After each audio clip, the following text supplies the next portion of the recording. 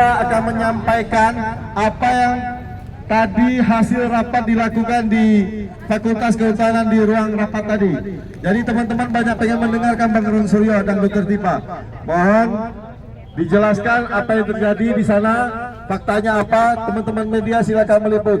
Waktu dan tempat Bang Ron Suryo menyampaikan. Tes. Bismillahirrahmanirrahim. Assalamualaikum warahmatullahi wabarakatuh. Rekan-rekan yang saya hormati, kawan-kawan media, juga para petugas keamanan, Pamdal, dan termasuk kepolisian yang ikut menjaga kami. Terima kasih atas kebersamaan yang ada. Saat ini saya bersama Dr. Tifa, dan nanti akan ada Bang Rismon Hasiholan Sianipar yang tadi juga kami ikut masuk. Itu kami akan menyampaikan poin-poin penting. Yang pertama adalah kami tadi akhirnya diterima, dan kita juga sempat menunggu-nunggu, tapi alhamdulillah sekarang bersama kita rombongan dari Jakarta, Pak Rizal Fadilah dan kawan-kawan, mana Pak Heru, dan kemudian juga yang sempat ada kendala ketika di jalan. Puji Tuhan, ya Allah Subhanahu Wa Taala, mereka sudah selamat sampai dengan di Jakarta meskipun terlambat. Ya, jadi sayang tadi dia bisa datang. Dari total kuota 5 orang yang tadinya mau diterima, akhirnya kami hanya bertiga. Saya, Dr. Rismon, dan Dr. Tifa. Dan yang membuat kaget apa? Kami diterima oleh 16 orang. Dr. Tifa sampai sempat mengatakan, ini nggak fair. Karena mereka lengkap, ada 2 purek, ada Bu Wening, ada Pak Aji, Aji, kemudian ada juga Sekretaris Rektorat, ada Dekan Pak Sigit, ada juga Sanwan siapa itu yang Kehutanan, dan ada 10 orang yang mereka menyebutnya adalah mahasiswa Fakultas Kehutanan angkatan 80. Terus terang, sempat pertemuan berlangsung dengan nada yang atau dengan aksentuasi yang cukup meninggi. Saya terus terang saja, saya sempat lirik-lirikan sama Dr. Tifa. Saya bilang kita walk out aja, karena sempat agak meninggi dan mereka malah sudah mengancam. Bu Wening malah sudah mengancam, kita pengadilan saja. Saya bilang gini, sebaiknya kita mengedepankan kita tabayun. Kita mengedepankan kebersamaan sesama anak bangsa, wabil khusus sesama lulusan Universitas Gadjah Mada, ya alumni. Jadi sebaiknya kan kita baik-baik. Nah akhirnya sempat kami lihat, terus terang teman-teman semua, awalnya kami menduga, kami datang tuh UGM siap dengan mereka kan bilang punya 36 bukti, termasuk KRS, KHS dan sebagainya. Ternyata nol, zong. Tidak ada satupun yang disajikan di atas meja. Bahwa mereka mengatakan ada semua, lengkap. Kita tidak melihat. Tapi kami tetap minta. Oke, minimal skripsinya. Kita mau lihat. Kita kaget, minimal kan skripsi itu sudah disiapkan. Ternyata Pak Sigit masih perintah, tolong diambilkan dulu skripsinya di perpustakaan. Ini fakta ya. Ini fakta, saya nggak nambahin, nggak ngurang. Baru setelah skripsinya datang, masih ada sedikit drama lagi. Ketika kita mau lihat skripsinya, Sekretaris Rektorat mengatakan, nanti dulu, itu melanggar Undang-Undang Keterbukaan Publik.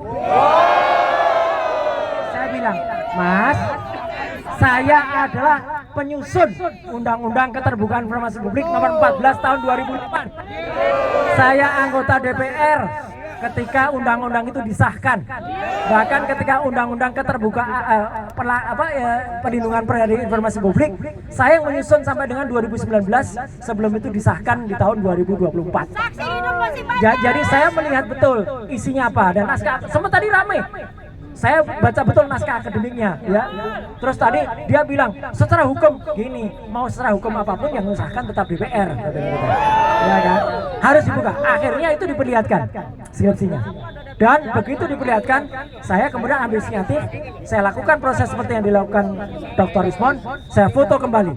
Saya dulu sempat mau melakukan itu 3 tahun yang lalu, tapi ditolak karena mungkin mereka melihat wajah saya udah berbahaya gitu ya. Alhamdulillah Dr. Rismon bisa melakukannya, bisa. Dan saya tadi lakukan uji itu, ya. Jadi uji itu kita lakukan. Memang timbul beberapa keanehan. Dan itu tadi ini sudah sepakat. Saya tadi minta izin ke mereka. Saya akan sampaikan ini ke depan publik. 1. Skripsi Jokowi tidak ada tanggal pengesahannya. 2. Tidak ada nama-nama dan tanda tangan dosen pengujinya. Tidak ada nama Pak Kasmujo yang disebut-sebut sebagai dosen pembimbing. Meskipun dikatakan pada tahun itu tidak ada jurusan biar dicoret, tapi kita dengar dengan jelas Jokowi waktu itu mengatakan jurusannya adalah teknologi kayu. Teknologi kayu, menurut profesor dari kehutanan tidak pernah ada teknologi kayu itu. Nah, memang sebelum nanti teruskan Dokter Tifa, memang UGM tidak menyimpan ijazah yang asli, tidak. Wajar, ijazah yang asli itu diserahkan kepada yang bersangkutan. Tetapi UGM harusnya menyiapkan setidak-tidaknya adalah apakah itu lembar pengesahan atau apa yang membuktikan. Kami tidak melihat itu. Nah, jadi kita tadi mencapai kata sepakat, yaitu apa? Tidak sepakat. Nah, silakan Dokter Tifa.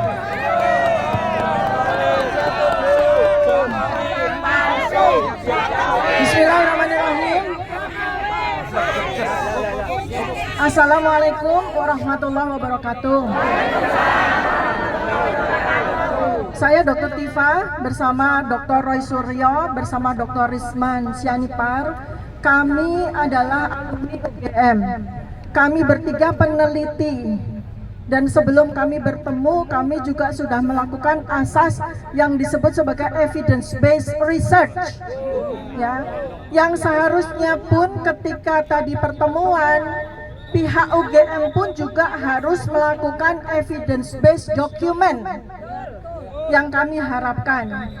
Tetapi yang tersaji di hadapan kami yang tadi membuat kami kaget dan saya sempat protes adalah ketidakadilan. Karena pertama, kami hanya diberi kuota 5 orang. Kami ini mewakili rakyat, mewakili Anda semua. Mewakili 280 juta rakyat. Tapi kami hanya diberi kuota 5 kursi. Dan yang membuat kami kaget, di dalam ruangan sudah ada kurang lebih 16 orang. Ya.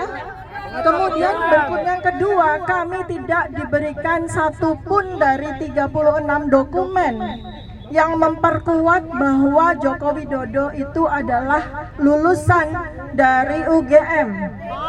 Saya menambah underline Pak Roy ya, bahwa memang kita tidak bisa menuntut ijazah di UGM, tidak bisa. Karena ketika seseorang itu sudah lulus, ijazah dipegang oleh yang bersangkutan. Tetapi karena situasi ini sudah berjalan 10 tahun, harusnya di bawah Undang-Undang Keterbukaan Informasi, seharusnya UGM menerima dengan tangan terbuka permintaan dari rakyat untuk membuka informasi pendukung. Yang berikutnya lagi tadi saya sampaikan bahwa UGM itu adalah milik kami, milik rakyat. Bukan milik seseorang yang sekarang sedang bermasalah. Jadi UGM jangan menjadi tameng. UGM jangan menjadi bemper dari seseorang. Justru jadi UGM jangan menjadi pelindung. Ya, tadi saya juga katakan UGM tidak boleh menutup-nutupi. Dan yang lebih penting dari yang tadi saya sampaikan adalah UGM itu harus bersama dengan kami, bukan bersama dengan seseorang yang bermasalah. Kalau tadi ada wacana pengadilan, itu artinya adalah pengadilan rakyat bersama UGM terhadap yang bersangkutan. Siap, kantung. Ya, jadi tadi saya juga sampaikan ketika situasi sudah mulai deadlock, saya sudah sampaikan kenapa UGM tidak merangkul kami para peneliti yang lulusan UGM. bersama-sama dengan ahli yang ada di UGM sekarang. Ayo kita bersama-sama secara objektif melakukan penelitian, penyelidikan, riset, dan terhadap dokumen-dokumen atas nama yang bermasalah. Ya, itu yang saya sampaikan. Kemudian berikutnya, ketika kami tadi sudah kecewa dan kami akan walk out karena situasinya menjadi debat kusir. Ya, UGM itu tidak mampu untuk menyampaikan sebagai marwahnya seorang akademis. Sedangkan Dr. Rismon, Pak Roy Suryo, saya membawa bukti-bukti ilmiah akademis. Ya, tetapi yang ada malah akhirnya jadi debat kusir. Nah, makanya kami kemudian sampaikan, ada nggak dokumen yang bisa kita pegang untuk kami buktikan kepada rakyat. Akhirnya skripsi yang kami minta baru di saat-saat terakhir last minute baru diambil dari perpustakaan. Terus di situ dari 16 orang itu